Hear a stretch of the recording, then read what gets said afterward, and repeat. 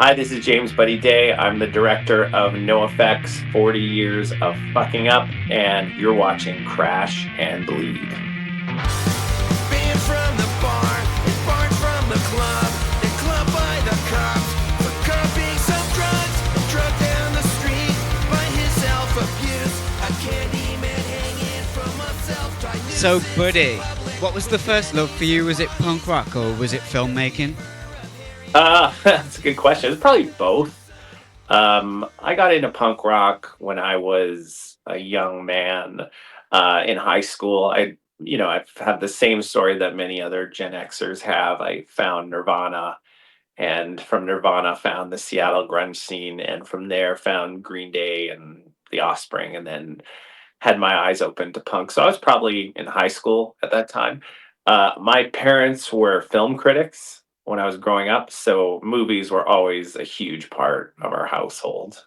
They were members of the Academy, so we got Academy screeners every year. So our house always had tons of movies. So I watched a lot of movies growing up as well. And then when I was after high school, or probably towards the end, I started working at a video store back when there was video stores, and was able to do that. Man, I miss video stores, man. Just like going in there and discovering movies like you would normally records or comic books or something. But and Yeah. those big old movie posters that we used to get. But what was your favorite movie growing up? Oh man, I don't know. That's a good question.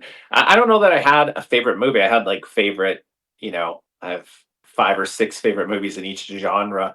When I used to work, like I said, I used to work at a video store, so you could rent all the old movies for free. And so every shift you'd go in and go home with a sleeve of movies. So and my friends and I would just watch movies all night. So I got really into the classics. In the '90s, Goodfellas, Martin Scorsese, Francis Ford Coppola, Apocalypse Now, all that kind of stuff. And then was really drawn to horror. I'm a huge horror fan. Um, all those kind of movies. And then so I've seen every '90s movie I've seen because of that experience. Well, would you happen to be a Matt Stone and Trey Parker fan? Yeah, definitely. I remember when South Park came out. I remember renting Cannibal the musical. Saw Book of Mormon in the theater. Not the movie theater, but the play. So yeah, I was a big fan. But I remember when basketball came out in the '90s, seeing it in the theater and loving it. And then that was one of those movies that we watched over and over and over and over again. Dude, Matt and Trey seem to hate that film. Trey Parker even says it's not one of my movies, you know? But it's Yeah, totally their it's humor. a Like, very underrated comedy. It's so absurd and ridiculous, but so good. Just so funny. That was one of those movies where you would watch it, and my friends and I would recite the jokes to each other all the time. Say all the lines over and over again. well, so how did you break into the industry then? Did you end up in film school like they did? No, my parents, like I said, owned. They were film critics and owned their own company eventually. I went to college for healthcare and psychology. I did postgraduate work in psychology and got an undergraduate degree in nursing, and I worked in a hospital for a decade. Um, and then I just got kind of bored of it. Didn't really like it.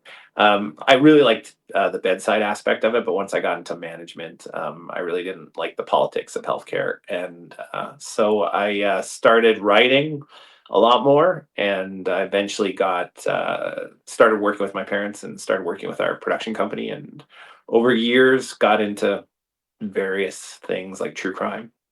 So it was a long road. Well, were you dissatisfied with Canadian TV at that time? Like, that's why you decided to get into it? Like, I'm going to do something about this? No, I wish. I wish it was as good a story as that. No, I mean, no. I was just professionally dissatisfied. I didn't enjoy working in healthcare and wanted to do something else. And then had always loved movies. It was where both my father, my stepfather, and my mother all worked in entertainment or wrote books or made documentaries. Kind of that was our family business. So I got into that. Well, the only thing that really comes to mind when I think of Canadian TV is Tom Green. Do you remember Tom Green? Yeah, yeah. Tom Green was really popular at the time in the Yeah. '90s. You know, he was big, kind of coming up on in Ontario on Access Television, and then he broke through right around that time that I was getting into the industry. Well, you've worked on a lot of stuff with a lot of people. Are you ever starstruck by anybody? Oh yeah, all the time. Like, I can't believe I've got this person's contact information in my phone. Yeah, it happens to me all the time. It still happens. I mean, yeah, it happens once a week. Anytime I get to work with someone who I know, I'm starstruck. I'm a huge horror fan, so I made this whole series with Amazon called Compendium of Horror, Blumhouse's Compendium of Horror, and getting to meet everyone from Jason Blum, who I collaborated on, I think 10 projects after that, was incredible. Um, getting to meet, I don't know, Jamie Lee Curtis, Robert Englund, Freddy Krueger, Bruce Campbell, like all, just all my horror heroes. That was great. Getting to meet NoFX, I was starstruck meeting NoFX. Every project I do, I'm incredibly grateful to the people I get to meet, and every project I do, I get to meet. I'm Star Trek. I get to meet cool people all the time. So, I mean, it's cool. It's one thing. It's cool to be able to meet people, but to be able to work with them is really cool. And I've been so lucky to have that experience dozens of times now, where someone who I truly admire, I've gotten a chance to work with. From Rob Zombie on my first Manson project to Fat Mike. I don't know. There's so many, and also just getting to. I mean, this isn't starstruck, but I interview serial killers, all the time. So getting, opening your mail and getting letters from the Green River Killer or whoever, that's always exciting. Well, where did that fascination start? Because almost everything you do is true crime related. Yeah. So Yeah. there's obviously a fascination there. Oh yeah, it started in high school. I was really into true crime in high school. I would read those paperbacks on the bus. My grandfather and my mother read a lot of those books. So there's always these like murder paperbacks all over the house. So I would read them all the time. That's kind of how I got into it, probably. And then you became really fascinated with the Manson case, and and then kind of we made. I was part of a TV show we made, which was about the true stories behind movies, the true crimes behind movies, and that led to the next thing and the next thing, and then over time, I was just making a lot of true crime. You've actually done quite a lot of work. I mean, some of it was even hard to find. Like, I remember going through IMDb and Wikipedia, like, trying to find it Yeah. all. I just watched the Charles Manson documentary a few nights ago. Which one? Oh, see, I'm not going to remember the name of it now. I think it's from 2019 or 2017, maybe. Okay. The, Yeah. Yeah, it was. Yeah, I've done a few. Yeah.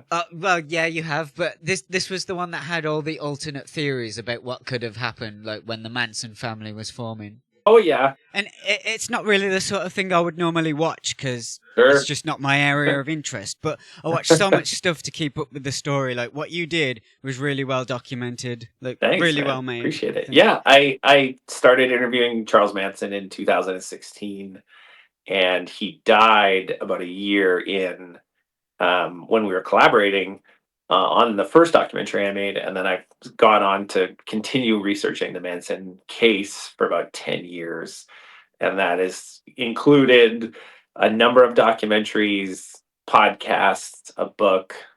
I'm still reporting on that thing, still reporting on that case. Well, it just seems like the sort of case that will never truly end just because of how much information there is, how many people are involved, you know? But Yeah, I mean, I don't know how anyone's trusting his memory because he's been locked up in solitary confinement for all that time. He's remembering stuff from the 60s. well, I think that's what's interesting about the Charles Manson case is, and this is a theme that I take in into all my work. But in terms of the Manson case specifically, when a case becomes part of Americana, it becomes mythologized, and this is the same. Whether you're talking about Charles Manson or Ted Bundy or BTK or Jeffrey Dahmer, any of these kind of cases, Casey Anthony, John Benet Ramsey, the cases that become the fascination of millions of people, especially in America. When those cases become the focus of national attention, the people become characters, the story becomes simplified, and it becomes myth. And something that has always interested me, especially with true crime, and this is speaks directly to the Manson case, is that a lot of the things you think you know about it are just myth. And when you really start to dig down and find out, well, what was that experience like? What did it look like? What did it smell like? What were the people like? You get a totally different story. And the Manson family case is especially unique because there's so many people involved. So depending on the lens you choose to look at it, you get a different story every time. So that's why I keep going back to it. Yeah, I was going to ask, did you see Charles Manson on South Park? No, I don't think I have seen it. Oh no, I have seen it. Yeah, yeah, I've seen it. Yes, I've seen it. It's where he changes his swastika tattoo into a smiley face. That's right. And I think Kenny goes off with him and he actually doesn't die in that episode. But I was going to ask you how you felt about the representation of Canadians on South Park. Oh, I remember seeing the movie and loving, Blame Canada and all that. So I love it. I think it's hilarious. I think it's hysterical. It's an Well, honor to be targeted by South Park, I think. we better move on to NoFX before the internet gets angry at us. Yeah. So, what was it about this band that initially jumps out to you? I was probably the album art. When you went to buy a record back then, you had to go to a store and all the CDs were laid out in kind of a bin and you had to flip through the cards to find the CD you wanted, and they were in alphabetical order. So if you wanted Nirvana, you went to the ends and it was always Nirvana, No Doubt, No Use for a Name, No Effects, like in that bin. So, and No Effects had the best album art. I mean, uh, whether it's the simplicity of So Long and Thanks for All the Shoes or the subversion of Heavy Petting Zoo, they had great album art. And the CD I remember buying is I Heard They Suck Live, which was their number one selling album on Fat Records. And the album artwork, the irreverence, I was just really drawn to, and then listening to it, the stage banter. Again, it was one of those things that my friends and I would just learn. We would listen to it over and over and over again, and then repeat the stage banter to each other as like inside jokes. So that was probably the first one I remember.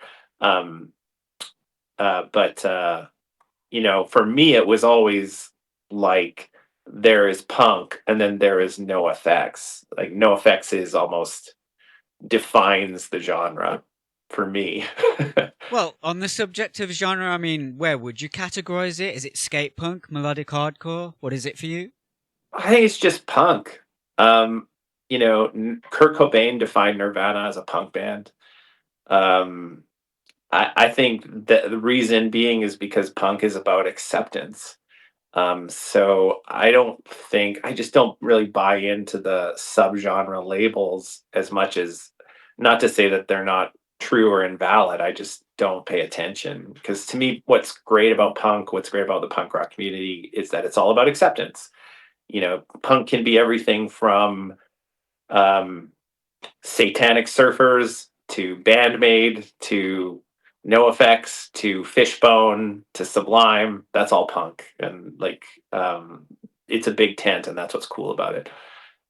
So, is it safe to say at this point, NoFX is your favorite band of all time? Well, probably at this point, they're the band I'm most familiar with because I've spent 2 years doing nothing but listening and paying attention to No Effects. I really like punk rock. I love '90s rock. I listen to a wide variety of music in my day-to-day life. I spend a lot of time writing. When I'm writing, I try to listen to something that's thematic of what I'm writing about. So it kind of depends what I'm doing that day, determines what I listen to. But I listen to a ton of NoFX. both personally and professionally. So, when and where does that idea pop into your head that you're going to make a documentary about the biggest DIY punk rock band of all time? I was at a point in my career where I wanted to do something cool, so I took the Notes app on my phone. I took my phone out, opened the Notes app, and made a list of bucket list projects that I would love to do. And then at the top of the list was NoFX because I've been a lifelong fan.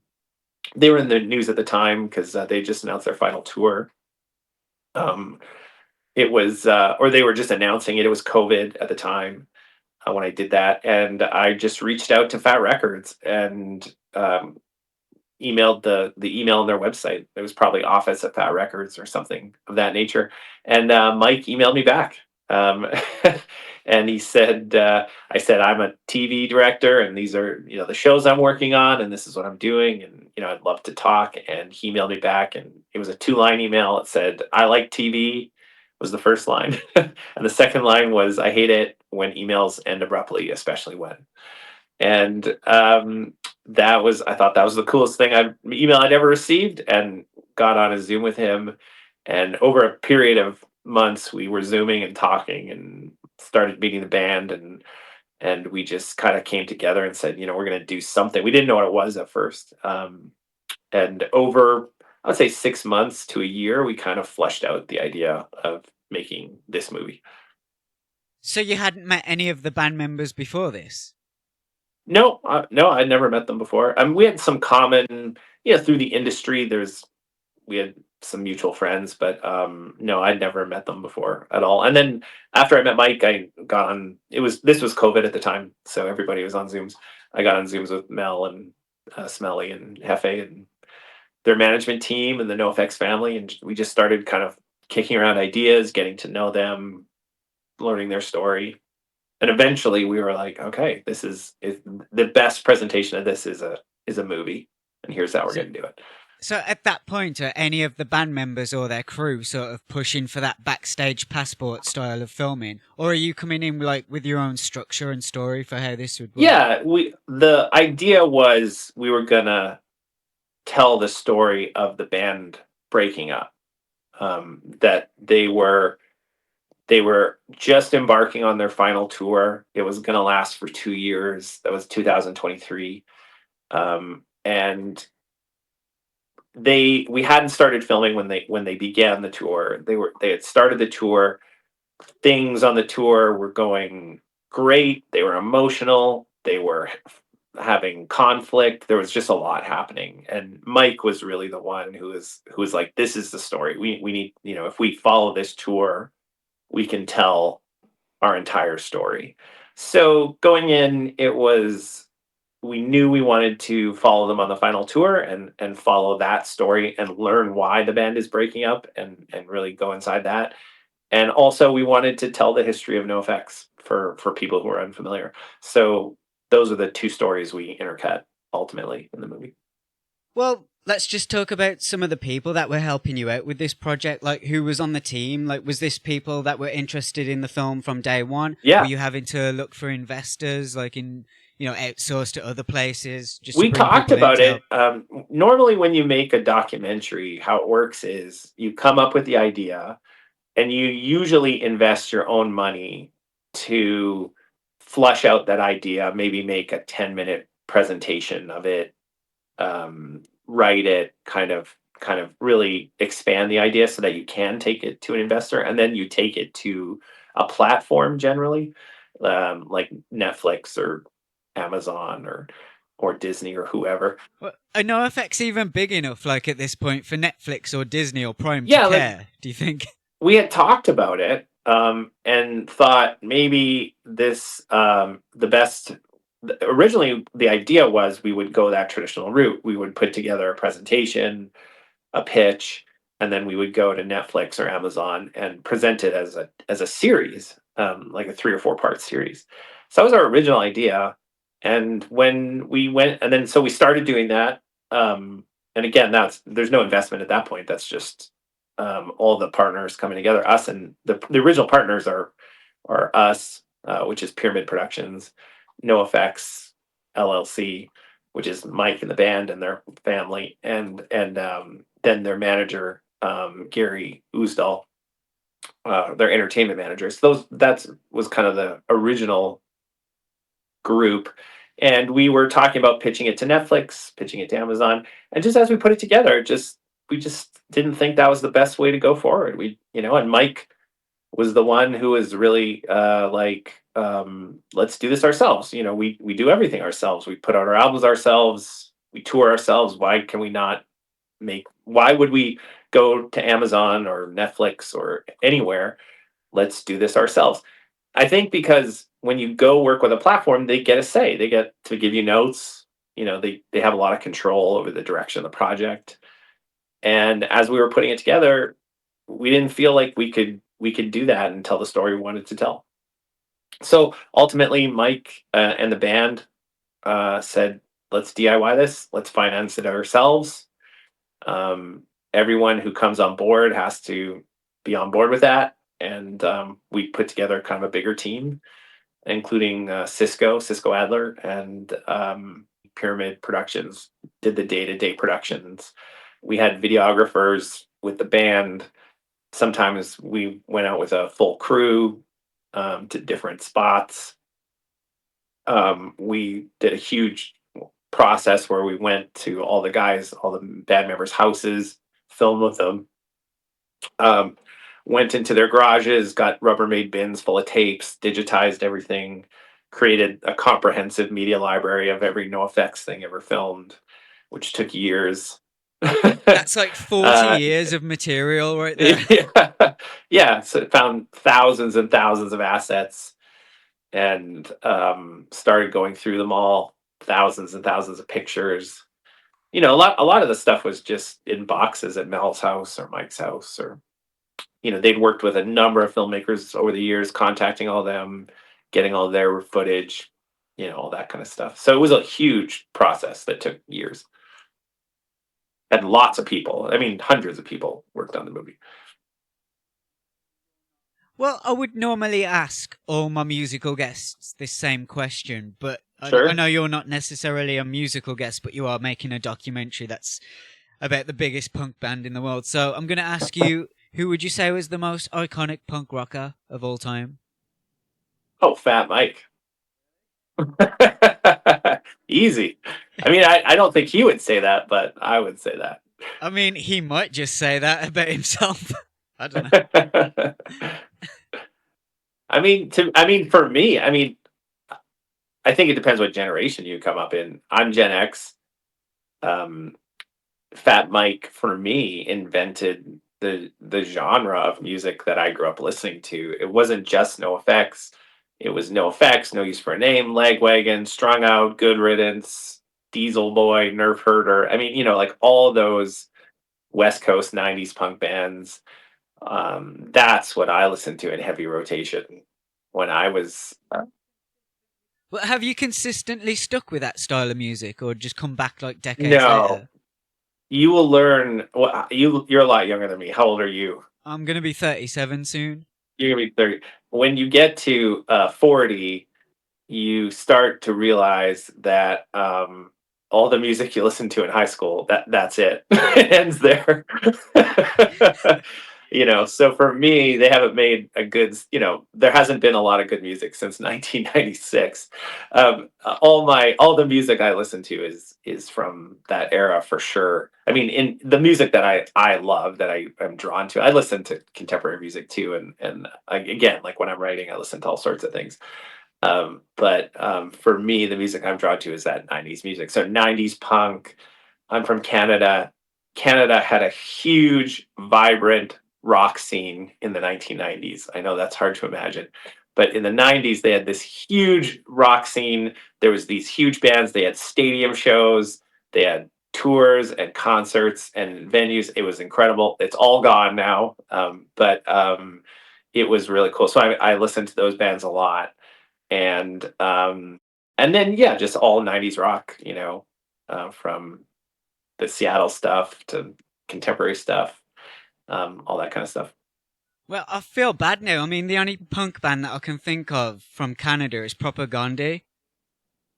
Propaganda. There's some, yeah, the Killjoys. There, I mean, there's a lot of good. I mean, Nerf Herders from. I don't know. Wait, is Nerf Herder from Subhumans, Canada? I thought they were. Maybe they're not. Personality Okay. Crisis, that's a Canadian band. Yeah, Uh, Belvedere. Nardwar and the Evaporators and the Yeah, Goblins. Nardwar. Yeah, I mean, the scene in Canada in the '90s was more, it was more rock. Less punk rock, but there was some punk rock. But it was bands like, there was this band called Rhymes with Orange. There was like this band called Big Wreck. There's a band called The Pursuit of Happiness. I mean, there's so many. The Headstones. Probably never heard of any of these bands. That's okay. But they were really big in Canada in the '90s. I mean, it had a very vibrant scene. They're all gone. Well, since you label Fat Mike as the most iconic punk rocker of all time, and there is a legacy there just with that name alone, and people might find him a little bit demanding at times, was he there just putting his 2 cents in every step of the way? Yeah, sure. Of course he was. I mean, it's his legacy. Um, you know, he was very, and he produced it, so he was very hands on.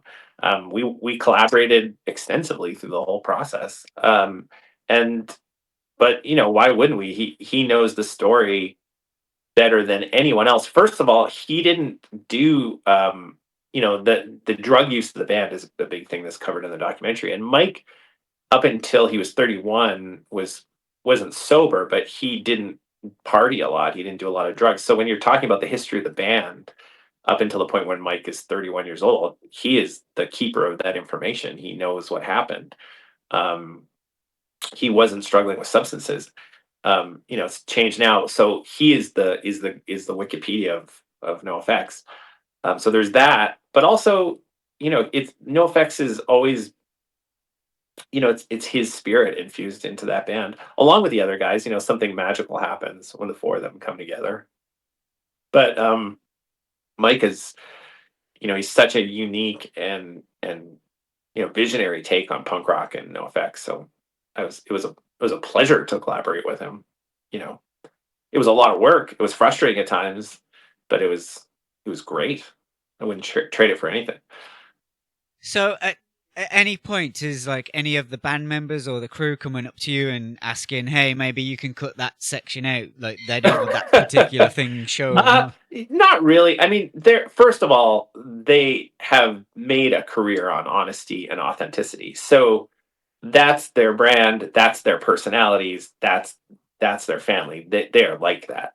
So it was, when I make a documentary, often people are like nervous about how they're going to come across. NoFX wasn't really like that. They knew what we were doing. They knew it was going to be an honest piece. They knew it was going to cover sensitive things. I mean, they were breaking up at the time we were filming, so they knew these things were going to be in. So they were really open to letting us film pretty much anything. There's very few restrictions on what we could film. And then when we started to put it together, we worked with all four of them, showed it to them, got feedback. They're all executive producers. They all got a say. And ultimately, this is where we landed. But I'm really happy with it. There wasn't like, there isn't a scene where the band was like, you can't show this or something. Um, it's their honesty that makes the movie work as well as it does. Yeah, well, there was obviously all that drama going on between Mike and Melvin at the time, and not that Mhm. I even wanted to get into that stuff because I hate it when like YouTubers come along and try and cash in on all the drama that's happening. But Yeah. did that make it difficult in any way to like? No, I mean, it was part of the story. Um, they were on tour. I mean, it didn't make it difficult from a logistics standpoint. We didn't, the only time we filmed with Mike and Mel together was when they were on tour, but they were all there, so we would, and they had separate trailers, but all four of them do. So we would, in terms of practically filming, we'd film in Mike's trailer, film in Mel's. We'd usually have a camera with Mike. I would usually be with Mike with a camera and go back and forth in, Mel's trailer, and then one in Hefe's trailer and one in Smelly's trailer. So, um, that was fine. And then in terms of the deterioration of the relationship between Mike and Mel, that was part of the story. It was happening when we were filming, and we included it in the movie. do you believe that that's the real reason that the band are actually breaking up? Because they've said so many things, give so many reasons. Like, do you think that's the real reason? No, I don't think so. Um, I don't think that is the reason the band is breaking up. I think the reason the band stopped touring, they're still going to put out music in some iteration. But the Well, that's why reason, it was so confusing to me because, like, Mike would say, we're absolutely done, there's going to be Mhm. nothing more. Then you've got Hefe saying they're going to still put out music. Smelly saying they're absolutely done, nothing more. Melvin saying they're still going to record music. So I don't know what's going on. Yeah, I can tell you. I mean, the NoFX is not ever going to perform again together ever. That's over. So the band, as we know it, has ended. I don't know that they'll even release music under the name NoFX again. I think that's up in the air. Um, but Mike is a prolific artist. He's constantly recording music and writing music. And Hefe is still performing. Smelly's still performing. Melvin's still doing his thing. He's recording music. Those guys are musicians. I don't expect for a second they won't continue to be musicians. Whether they do that together, two of them, three of them, four of them, I think that's up in the air. What that will be called, I think that's up in the air. But Mike just released an album last weekend. The Co-Defendants album. Um, so and it's a great, I mean, it's an incredible album. It's really actually he was playing for me. It's really short. It's only 29 minutes. So it's one of those really throwback albums where you can just put your headphones on and just kind of experience it. It's really cool.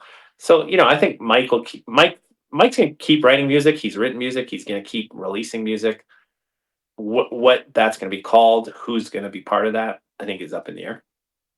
Well, is Mike ever playing bass for the Co-Defendants? Because I don't think I've ever seen him live with them. Um, no, I don't know. You'd have to. I'm not sure. I know he produces the albums. I mean, they produce the albums and records them, and I'm not sure who plays what. All right, so day one of this project, then, like, what's your main priority? Are you trying to film a live show? Are you trying to get behind the scenes footage or do Day one, interviews? we filmed. We were at a show. We filmed. We'd float. All the band was playing a part of their Canadian leg. We're based in Calgary, Alberta. They were playing a big show in Edmonton, Alberta, which is about a 3-hour drive.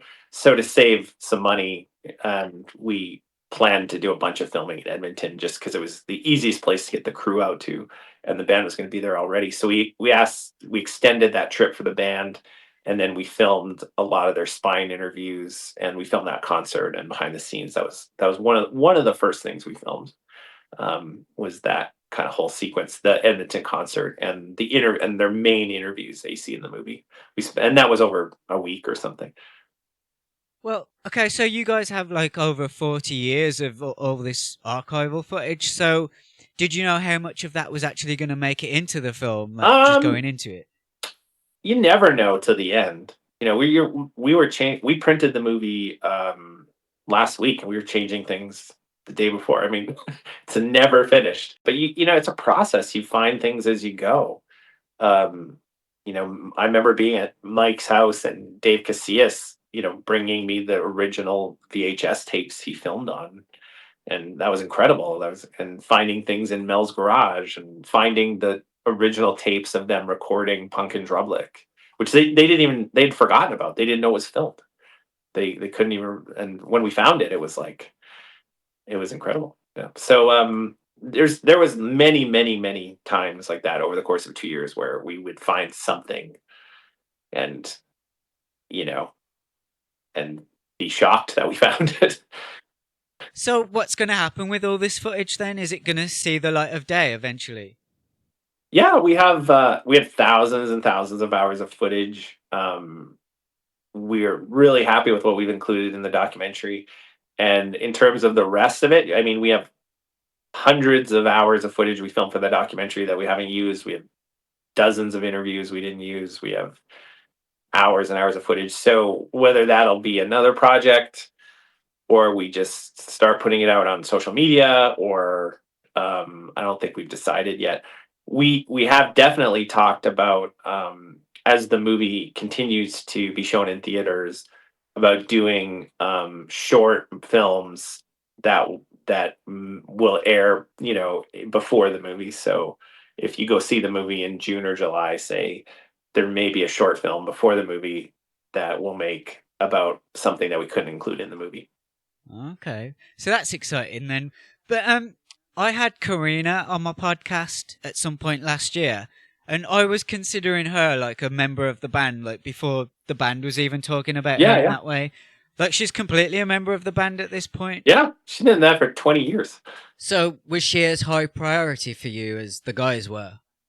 Um, yes and no. I mean, Karina is 100% part of the band. She's been part of the band for 20 years, no question. The majority of the film, in terms of the history of the movie, really covers 1983 to the mid 90s, which is the pre-Karina NoFX.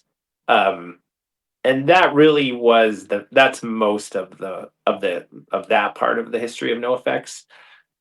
We didn't cover a ton of their story in the 2000s. No, we covered some of it, but not all of it. And that was just because, we only have 2 hours, and we really wanted to ground the film in their history.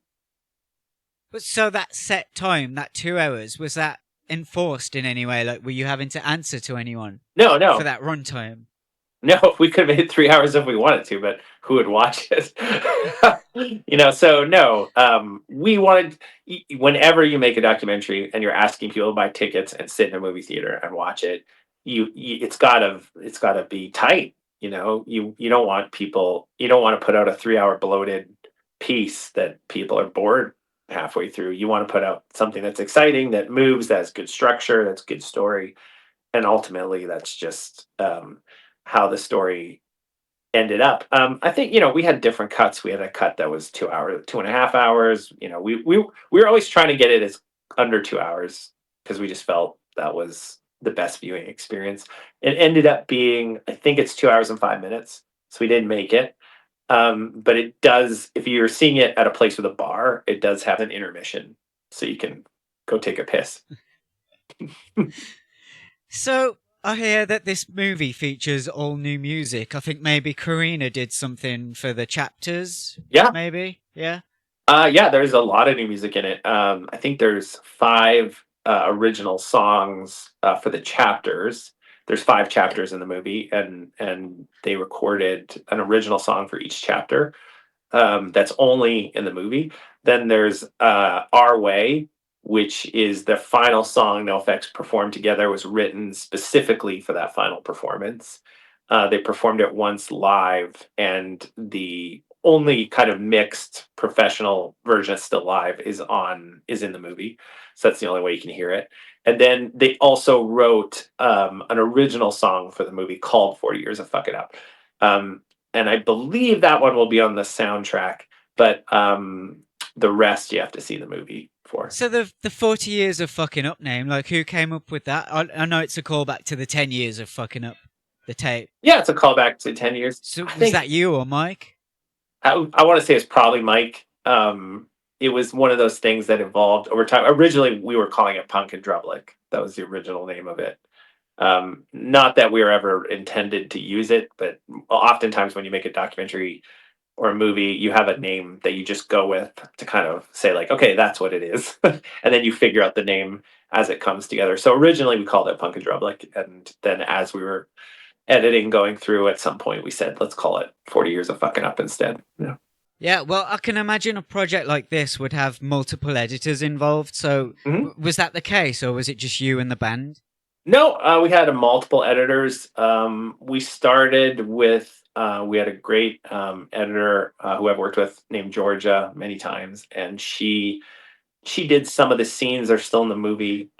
We kind of edited some key scenes together, and some specific scenes that are in the movie that we knew were kind of anchors. She edited those, and then we had other editors along the way, and then Dave Alderson, who's an editor I've worked with for 20 years, if not longer, has he did the bulk of the editing and really crafted the whole narrative.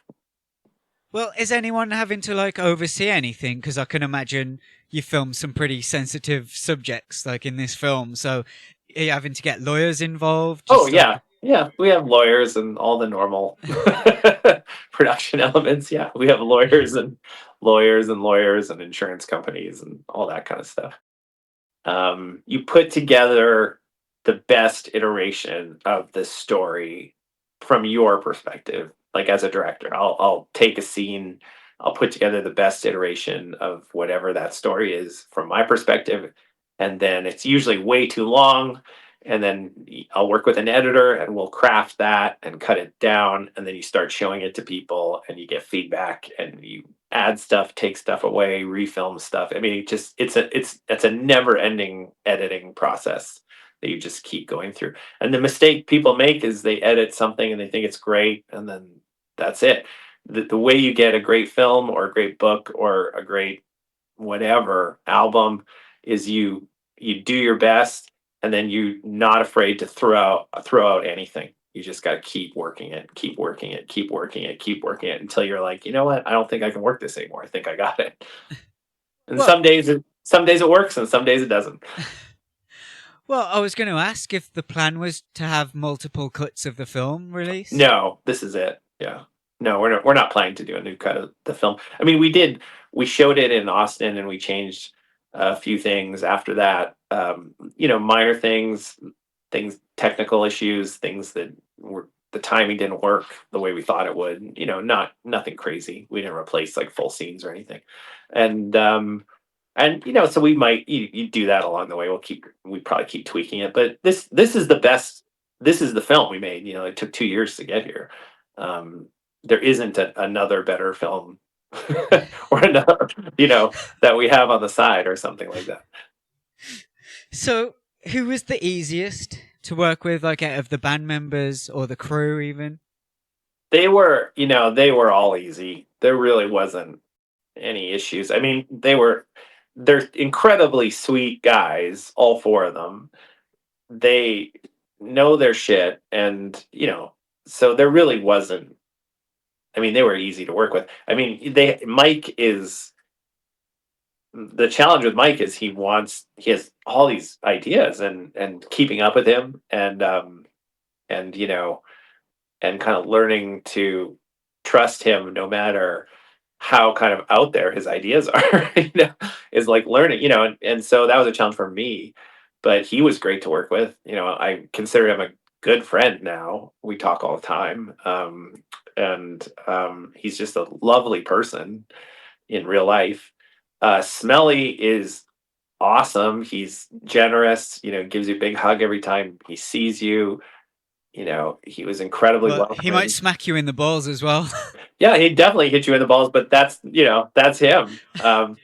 Hefe, is easy to work with. Hefe's a professional actor. He gets it. If I'm like, hey, I need you to film something, he's like, no problem. And Mel was totally sweet, and we filmed at his house with his family. We multiple times we filmed backstage with him. He was great, open, no complaints the whole time. Well, And they were talking about some difficult things sometimes, and they were okay with it. well, I was about to ask you how you would handle that, because there's a lot of heavy shit to cover in this story. I mean, I'm sure you've read the Hepatitis Bathtub Yeah. book. I mean, that book gets really heavy at times. Like, Yeah. how are you approaching that, like that sensitive subject matter? Yeah. Are you having to go in delicately there? Yeah, we didn't want it to be we didn't want the movie to just reiterate hepatitis in a bathtub, but it's a different medium. When you're telling a story in a book and telling a story visually, it's very different. So we had that going for us. And when you're making a movie of it, you have to be asking yourself, well, why is this a movie? Why is it visual? Why is it not a podcast? That's how you kind of go into it. How am I going to show this to people and not just tell them? So that's how we kind of approach it. Well, is Mike trying to go sober these days? Because I've heard him say many times, like, oh, I'm trying the sober thing out, right now, see where that takes me. But at times, Yeah. it feels like maybe not. But no, he's not sober or trying to be sober. No. But Mike isn't sober, doesn't almost, the label sober almost doesn't apply to Mike, because he doesn't view drugs in the same, in a contemporary way. He sees drugs and drug use as a lifestyle choice in as much as any other lifestyle choice. Um, so, are there periods of time where he is not doing drugs and not drinking? Yeah, there's lots of periods of time. He'll go on vacation. He'll say, "Oh, I got to do this work. I'm playing in a poker tournament, a golf tournament, whatever he's doing." And he will be sober during those times. Because he doesn't want to do drugs or drink at those times. And there'll be other times where he wants to party and he will just do what he wants to do. So the label of sober is almost difficult in his case. Unlike Smelly, who is sober, who struggled with Yeah, substance abuse and heroin and is sober it's and been works at being sober. over 30 years now he's been He's sober, I been sober for a think. long time, yeah. But Yeah. sobriety absolutely applies to Smelly. It doesn't apply to Mike. So what are the rules there with what you can film? Like, if you're interviewing Mike and he decides to go and do some cocaine, like, are you allowed to show that in the film, Yeah. or does that not worry you about, No, it's all in the movie. There's loads of it. does that not incriminate him or make No, it? I mean, you're not the first person to ask me these questions. But when someone asks me these questions, like, is Mike doing drugs? What do you think about Mike doing drugs? Did you see Mike doing drugs? Fat Mike is the lead singer, the frontman of the punkest band in the world. He has a green mohawk. I think it'd be shocking if he wasn't drinking and doing drugs. I think it would be really odd if he doesn't finish performing, and then go backstage and take off his mohawk and become a guy in a suit. He is the same guy on stage that he is off the stage.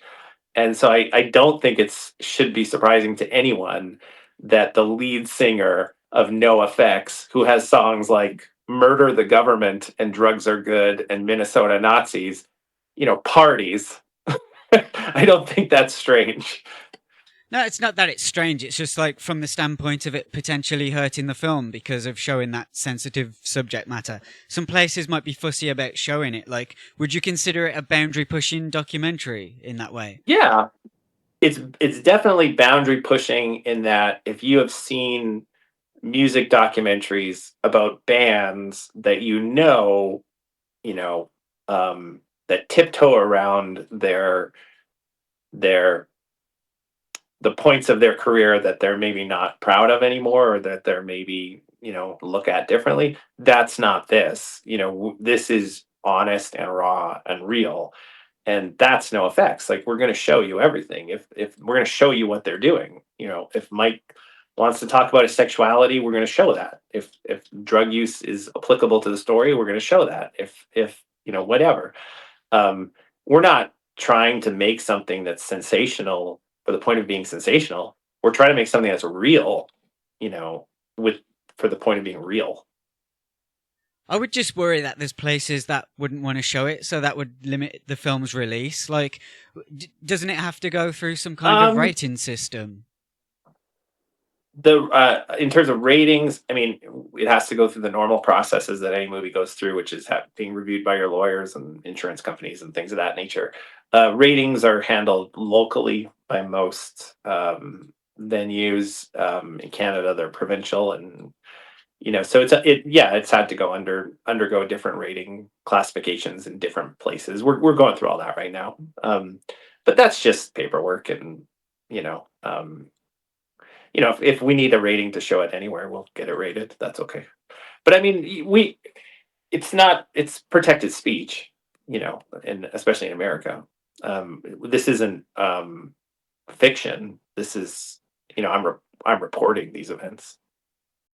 Did you hear about Matt and Trey's film Orgazmo that was unfairly slapped with the NC-17 rating? And they were talking about how that hurt the release of the film because certain places just won't show it. Mhm. And that's really why it became a cult film. Yeah, Like, yeah, yeah. it didn't get the mainstream success that it deserved because they just won't show it. I That's mean, the kind of thing I was talking about. for us, we're showing the movie in independent theaters across the world, which is one of the motivations for doing it, to kind of help the, independent theaters are going out of business left, right, and center.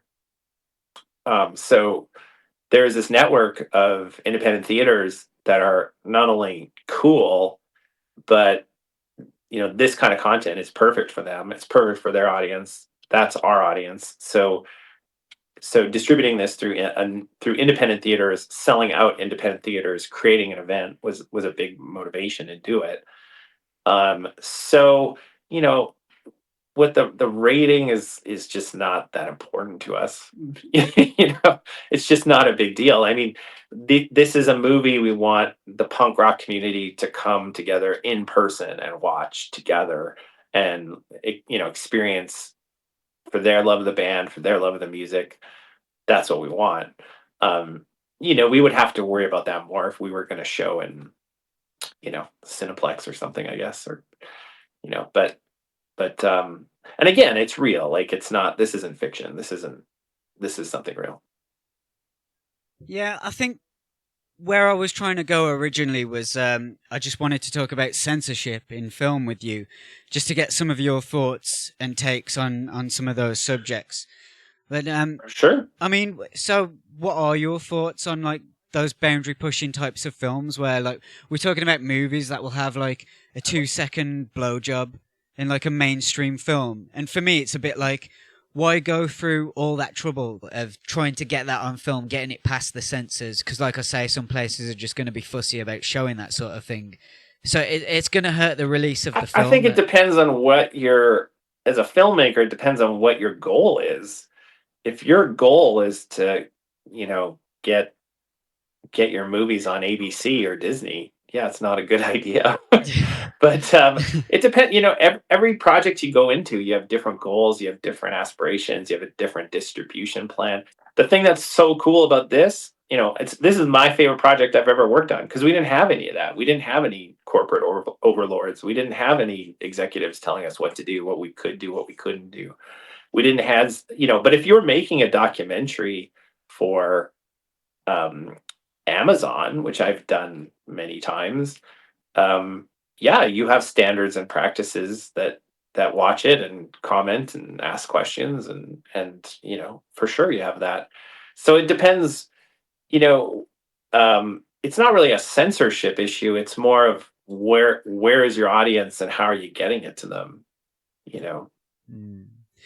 Well, in America they have the MPAA, and in the UK we have the BBFC. Is there something similar to that, like in Canada? No, there's like each province handles it differently. Right. So I was going to get more into that with you, but I guess we've covered most of those subjects now. So Yeah. just for fun, what's your favorite extreme boundary pushing movie? Yeah, just for fun, my favorite cult, strange, crazy movie is Cannibal Holocaust, which is an Italian horror movie made in, I want to say it was made in the late 80s, probably maybe early 90s, but I want to say it was late. Yeah, maybe early 90s. And it's a great movie. It's a horror movie. It inspired, if you ever seen Eli Roth's The Green Inferno, which is Yeah. basically an homage to Cannibal Holocaust. And it almost follows Cannibal Holocaust beat for beat. So the original Cannibal Holocaust is kind of a found footage movie. It definitely, you can see where the Blair Witch got a lot of ideas from. And it's about a group of students who go into the Amazon type jungle and encounter a cannibalistic tribe and are savagely murdered in horror movie style. And I mean, it is so real and gritty and well done that there was actually in Italy they had tribunals and they called the actors to tribunals to determine if they were still alive because they thought it might be a snuff film. That's how well done it was. Wasn't it the director that got arrested for that? Yeah, that's what I'm talking about. They had these tribunals. I don't think anyone ever was found like held account to account for it. But I mean, it's a great movie. It still stands up. It's one of those movies you watch it. It's disturbing. It's hard to watch. It's scary. You know, it shows it's everything that a great horror movie should be. Well, what are your thoughts on the animal slaughter that happens? Yeah, that was one of the more controversial. They kill a turtle in it, I believe. I mean, it would never happen now. It was a different time. It wasn't as big a deal back then. Um, so you know, some of the great horror movies like Texas Chainsaw Massacre in the '70s, Cannibal Holocaust. I mean, these were guerrilla filmmakers trying to scare the shit out of people, and they did some very questionable things. So I mean, all we can do now is enjoy the work. Well, so just to speak on the trailer, then we see Mike being interviewed like in his full BDSM gear. Is Yeah, that like yeah. a must for him? Like we just have to see him in his natural element. Yeah, yeah. Yeah. There's more of that. That isn't, again though. It's when you see it, it's shocking for the first time. When you see it, you're like, "Whoa, what am I seeing?" You know, it's really out there. But that's the point of it. Mike, that isn't for show. That's what Mike's life is like. Mike is a fetishist. He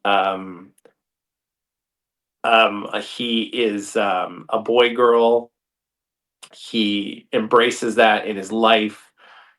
If you go to his house and you get the tour, you know, I mean, it's when you go to Mike's house, it's everywhere. I mean, it's not something that he hides or that he's ashamed of, or you know, it's part of his identity. That aspect of him, that just like um, for any LGBTQ two plus person, that's part of their identity. Being a fetishist and a boy girl, that's part of Mike's identity, and so it would be strange for us not to show it. And Mike was really open to us showing it. It got very emotional when we filmed it, but he was very open to it, to showcase it for really in depth for the first time, to normalize it for others. Well, yeah, I mean, I can totally get behind that. I just always worried that maybe the drugs had just ruined his brain, like the band were talking about at one point. He was just being really excessive. He had to be like the next Gigi Allen. You know, when the band was, Yeah, having to talk to him, trying to settle him down, maybe yeah. he was being a bit too self-indulgent or a bit selfish in terms of the band at times. Were you picking up on that vibe? I mean, is he being selfish at times in terms of the band, or what do you Well, mean? just like saying you absolutely have to interview me in my fetish gear. Oh, no, no, not at all. I mean, no, it wasn't like that at all. Again, like when when you go to Smelly's house and film with Smelly, he's surfing, he's delivering surfboards, he's shaving surfboards, he's with his family. That's what his life is, and so that's what we film. You know, same with Melvin, same with Hefe. When you go to Mike's house, that's what his life is. He isn't, you know, running around saying, "Hey, I want to, you know, get whipped while you film me." That's what he does in the day. That's what his life is. So we wanted his interviews to reflect what he is like personally, like what his life is truly like, and that is what his life is like. That's not made up for the movie. I remember watching the movie. There's a scene in the movie, and this speaks to what you're talking about. There's a scene in the movie where Mike, it's near the very beginning, where he opens a bottle of vodka and chugs it. And I said to him, um, "There's no way people will believe that's real. They'll think that's water or something." You know, because it's really, you know, it's one shot, and he just cracks a bottle of vodka and chugs it. And he did that, and I've seen him do it lots of times. You know, so there's a lot of things in the movie that you're going to see where you're almost like, is this, you know, did they do this for the movie? That can't be real. This must be embellished, and it's not. That is what he's like, and those interviews are what he's like, and that those scenarios are not embellished. That we didn't bring anything, we didn't set anything up. That's that was there when we went there. Well, I heard that the movie starts with a diagnosis, like some pretty serious news, like of diabetes, Yeah, that's maybe. right. Yeah, Yeah, that's right. for Fat Mike. Yeah. So does he just call you up and say, "Hey, this is what's happening. Like, come down. You have to film this." Yeah, without yeah, we were with that was in Edmonton. He had just gotten that diagnosis, and we were planning to film with him. I think the next day or something. We had a location that we rented down the street from their venue, so they could just walk back and forth. And yeah, that's what happened. Just so you said, he texted me, said, "I got some news. Like really, this is happening in real time. Can I come over?" And I ran over and got him, and we just started filming. I can imagine he was pretty emotional. Very emotional. Yeah, he was very emotional. Yeah, it's in the movie. You'll see it. Yeah, he was very emotional that day. Mike is a really really emotional guy. He really when he loves something, he loves it hard. Um, when he's hurt, he's really hurt. Um, he takes things personally because they're personal to him. He loves what he does. He loves his friends. He loves his family, and it hurts him when that love's not returned. And so yeah, he's emotional a lot of the time. He's probably a lot more emotional than you think behind the scenes. I just always hoped that he was going to be okay because, like I said to Karina, I thought we were going to wake up to the news one day that Fat Mike was dead because he'd taken things a little bit too far. I Yeah, know it's been a constant battle with the band as well. it's something that is something we address in the movie. So yeah, that is not a unique conversation. It's a conversation the band has had, and yeah, it is addressed in the movie. Yeah, well, let's get a little bit nerdy then and talk the technical Sure. side of things. Like, were you shooting this on digital or film or? Yeah. No, digital, primarily shot on red. We used a red with an anamorphic film package, primary prime anamorphic lenses. That was what we shot the majority of the film on. We wanted it to look like a movie. We wanted it to look different than anything they'd put out before. Um, so primarily shot on red, although we did a lot of the videographers used Sony, like an FS6 or some more easy to handle camera when they're following them around. Yeah. How about the editing software for the super nerds? What we're using? Edited on Avid. Some of it is edited in Final Cut. Most of the graphics were in Adobe, I believe, but primarily edited on Avid. Well, I can imagine you were using some upscaling software for some of that older VHS footage. Yeah, we used a ton of different software and different people, and yeah, so absolutely, yeah, we didn't. I don't think we upscaled any of the footage per se. I mean, it gets upscaled a little when you're creating the digital files, like the digital projector file. But no, we didn't AI the footage or something to make it better. It's all VHS. It's okay if it's grainy. Nobody cares. But yeah, it's a case by case basis. So, what's the plan for the future of this film? Like, is it always just going to be those events at theaters, or like? 'Cause Yeah. I don't think I'm going to get to see this movie in any other way. Why wouldn't you get to see it? Well, because I just can't fly to America or Canada or. Oh, I- it'll be in the UK very soon. Yeah, you'll oh, see it. really? Oh, yeah, yeah, absolutely. Yeah, it's But it's at rolling out right theaters. now. It's rolling out across the USA and Canada. I think we're in about 40 theaters. We're already well into getting it out in Australia and New Zealand. We're going through that process right now. I know there's international venues coming online very shortly, and I know for a fact the UK is definitely they're well into getting finding theaters, and so I don't know exactly when and where it's going to come out, but I would expect you'll know within the next month or so. It'll be there. But definitely no plans to bring it out on Blu-ray or No, no DVD. physical copy, no streaming. No, you got to go to a theater and see it. The whole point of it is you got to go with your punk rock community and see it together and celebrate it as a party. Hopefully, more than once. You should go over and over again once it comes to your area. Yeah, there's going to be merch. exclusive merch, exclusive T-shirts, 2D glasses, popcorn buckets, all that kind of stuff, and it's going to be really something. So, do you have any ideas for what's next for you?